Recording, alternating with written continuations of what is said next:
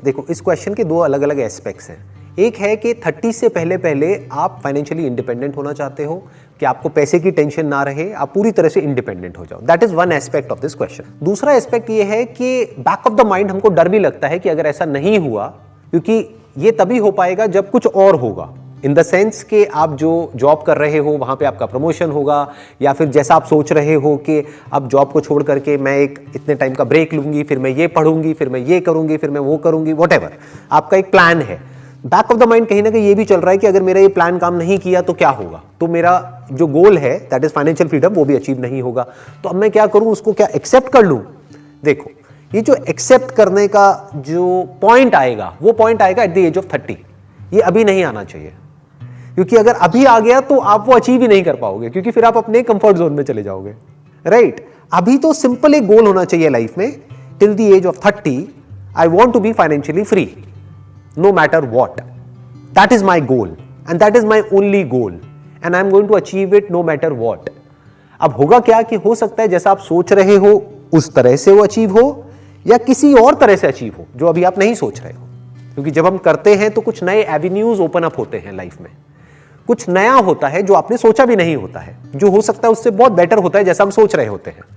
कुछ नई अपॉर्चुनिटीज आती हैं हर कदम पे। एंड गोल आपका बिल्कुल क्लियर है, और वो एंड गोल होना भी चाहिए, सिर्फ आपकी लाइफ में नहीं सबकी लाइफ में होना चाहिए कि फाइनेंशियली मुझे फ्री होना है। प्रॉब्लम यहां पर यह है कि आप क्या कह रहे हो कि जैसा मैं सोच रही हूं अगर वैसा हुआ तो ही वो एंड गोल अचीव हो पाएगा, और अगर वैसा नहीं हुआ तो पता नहीं क्या होगा। तो मुझे एक्सेप्ट करना पड़ेगा उस नई रियलिटी को, जो कि I will not be financially free at that point in time. All I am saying is कि ऐसा सोचो ही मत कि वो नहीं होगा। You don't have to think about it at this point in time, नहीं तो दिमाग दो जगह पे भागने लग जाएगा। आप कहोगे नहीं हो रहा तो कोई बात नहीं ना, सबको सब कुछ तो नहीं मिलता है ना, तो जितना मिल रहा है उतना ही काफी है, चलो इतना ही बहुत है, और फिर आप डर डर करके जीने लग जाओगे। तो all I am saying is कि जो गोल बनाया है माइंड में, financial freedom at the age of 30, उसको पकड़ के रखना है और उसको अचीव करना है। फिर चाहे वो आपके प्लान के अकॉर्डिंग हो, चाहे वो आपके प्लान से बिल्कुल ही अलग हो, बट अंदर एक कन्विक्शन होना चाहिए कि वो अचीव होगा नो मैटर व्हाट। फिर अगर इनकेस वो अचीव नहीं होता है एट द एज ऑफ 30, तब फिर वो क्वेश्चन आएगा कि अब मैंने बहुत कोशिश कर ली, मैंने सब कुछ ट्राई कर लिया, फिर भी वो अचीव नहीं हुआ, अब मैं क्या करूं?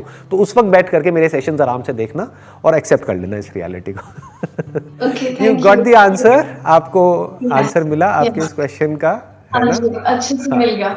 Great. And my last question. This happened with me recently. I was driving in my car. My office गई.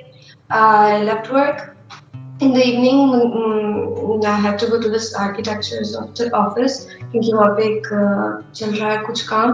वहाँ पर गई मैं, and उन्होंने मुझे कुछ ऐसी बात बोली जो मतलब regarding to a house जो ठीक नहीं थी, और मैं सुनकर आ गई, और मेरे बाद में दिमाग में आ रहा है कि ये ऐसा क्यों हुआ, क्योंकि उसके पहले मेरा छोटा सा एक्सीडेंट हो गया था। तो उस वक्त मेरे दिमाग में ही चला कि मैं इस वक्त ये मुझे ये बात बोल रहे हैं, तो ये वाली बात मुझे सुनकर ये जवाब देना चाहिए कि ये ठीक नहीं कर रहे हो, because I was may be still stuck उस एक्सीडेंट वाले फेस में, या आपके दिमाग में वो एक्सीडेंट चल रहा था, या फिर वो that shock because of the accident, क्योंकि वो शॉक से आप पूरी तरह से बाहर नहीं आ पाए थे, तो you were thinking about it, right? तो मे बी उस वक्त जो सिचुएशन मेरे सामने आई, सिर्फ मैंने कुछ बोला नहीं कि ये ऐसा होना चाहिए, गलत हो रहा है, and I am thinking about it later at night.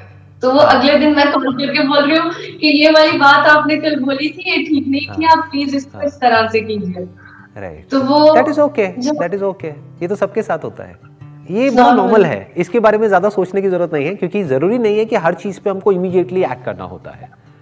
कई बार एक टाइम देना is a better solution rather than immediately react करना या इमीडिएटली रिस्पॉन्ड करना, क्योंकि इमीडिएट के चक्कर में कई बार चीजें बिगड़ भी जाती हैं।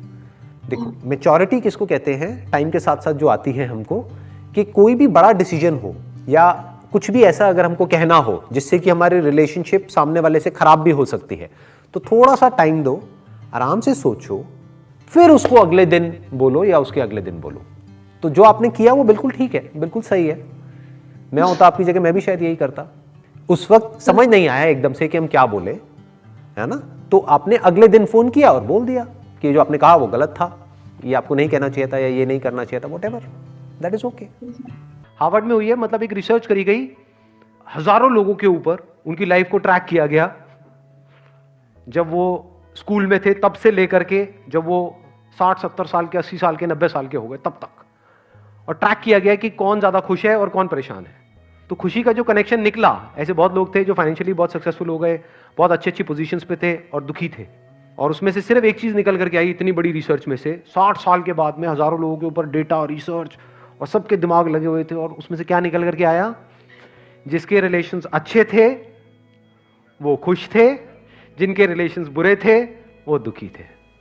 तो ना खुशी का कनेक्शन है हेल्थ से, हेल्थ का करोगे क्या, कभी पूछा है अपने आप से? हेल्दी होना है, हेल्दी होना है, that is not the goal of life. Terrorist को देख लो, सारे हेल्दी होते हैं। कोई भी आपको ऐसा नहीं मिलेगा कि गन उठाओ और कमर में दर्द हो गया। ये हमारे घर में देखने को मिलेगी ये सब चीजें। टेररिस्ट सारे फिट हैं, बट क्या वो खुश है? बहुत बड़ा क्वेश्चन मार्क है वहां पर। तो health is not the goal of life, yes it is part of life, it is not the goal of. Money is very very important, but that is not the goal of life, that can't be the goal of life. If you want happiness in life, you need good relationship in life, there is no other way,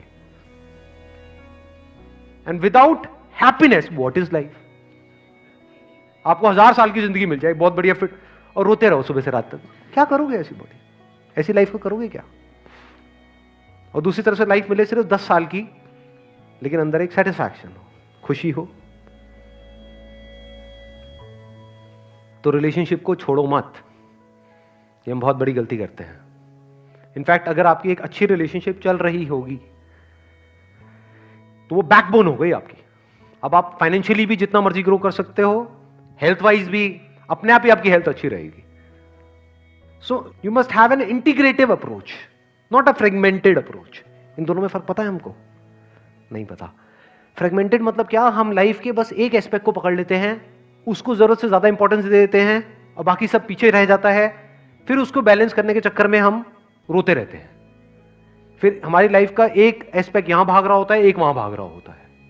मतलब financially तो हम बहुत successful होते चले जा रहे हैं, health की धज्जियां उड़ती चली जा रही है, वो पीछे छूट गया है। पैसा तो हमने कमा लिया, लेकिन रिलेशनशिप का अता पता ही नहीं है। इसको बोलते हैं फ्रेगमेंटेड अप्रोच, कि हमने लाइफ की जो एक फ्रेगमेंट है, ये तीनों चीजें हमने पकड़ी, health, wealth and happiness, which is connected to relationship. इसमें से किसी भी एक को हमने जरूरत से ज्यादा इंपॉर्टेंस दे दी और बस वहीं पर फंस करके रह गए।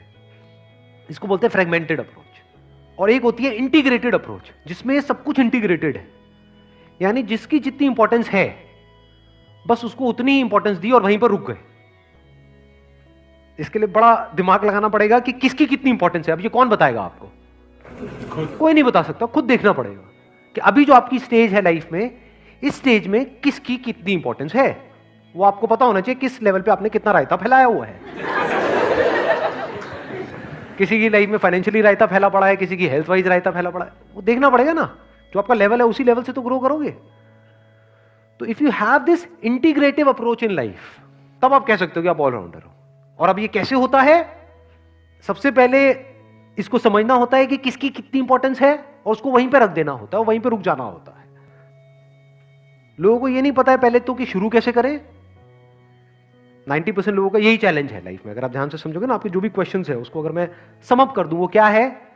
इस सर मैं करना तो चाहता हूं लेकिन कर नहीं पा रहा। नंबर 1 ये है या नहीं है? अब दूसरी भी एक प्रॉब्लम है, वो कोई पूछता नहीं है लेकिन वो है प्रॉब्लम, वो साफ नजर आती है कि करना शुरू तो कर दिया है, अब पीछे कैसे हटे। उन बेवकूफों को पता ही नहीं है वो कितना आगे आ गए हैं। फॉर एग्जाम्पल, पहले तो जिम कैसे जाएं, उसके बाद में जब जिम चले गए तो दूसरों को देखा, उनकी बॉडी को देखा जो उनकी बॉडी से लाख गुना बेटर है या बहुत बेटर है, और फिर इंजेक्शंस ठोकने शुरू कर दिए। अब उनको ये नहीं पता है रुके कैसे, और बॉडी बनाए चले जा रहे हैं और खुश हो रहे हैं और अंदर से बॉडी की धज्जियां उड़ रही है। गए थे बॉडी बनाने के लिए और बॉडी बिगाड़ करके बाहर आ रहे हैं। गए थे पैसा कमाने के लिए ये सोच करके कि इससे लाइफ बेटर हो जाएगी, लेकिन उसी पैसे ने लाइफ की धज्जियां उड़ा दी। अंदर से आदमी की ईगो को इतना बढ़ा दिया कि अब वो किसी के साथ बैठने के लायक ही नहीं है। तो क्या हुआ? एक फ्रेगमेंट में तो आप सक्सेसफुल हो गए, दूसरे फ्रेगमेंट में फेल हो गए। ऐसा होता है लोगों के साथ? ये नहीं होता है। थोड़ा सा पैसा आ गया और पता नहीं कहां पहुंच गए हैं अपने माइंड में, मैं तो ये हूं, मैं तो वो। अब ये बंदा किसके साथ एडजस्ट करेगा? ये किसके साथ में कंपैटिबल होगा? किसी के साथ भी नहीं। जो किसी के साथ कंपैटिबल ही नहीं होगा, उसकी क्या रिलेशनशिप होगी बाकियों के साथ? जीरो। जब रिलेशनशिप जीरो होगी तो हैप्पीनेस कहां है? और जिसकी लाइफ में खुशी नहीं है उसकी लाइफ क्या है?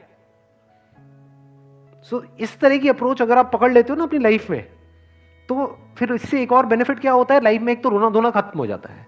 जो विक्टिम मेंटालिटी होती है ना, आ करके कहीं पर भी हम अपना पोटली खोल करके तैयार हो जाते हैं, रोना धोना,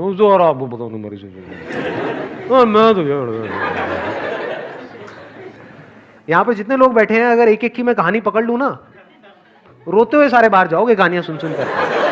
सब कहेंगे अरे दुनिया में इतना दुख है। तो आपको ये लगता है बस आप ही की जिंदगी में प्रॉब्लम है, आप ही की जिंदगी में दुख है, बाकी किसी की लाइफ में कोई प्रॉब्लम नहीं है। ये बेवकूफों वाली सोच है।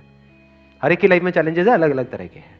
ऐसा कोई नहीं है यहाँ पे एक भी बंदा जो बैठा हुआ है जिसकी लाइफ में कोई प्रॉब्लम नहीं है।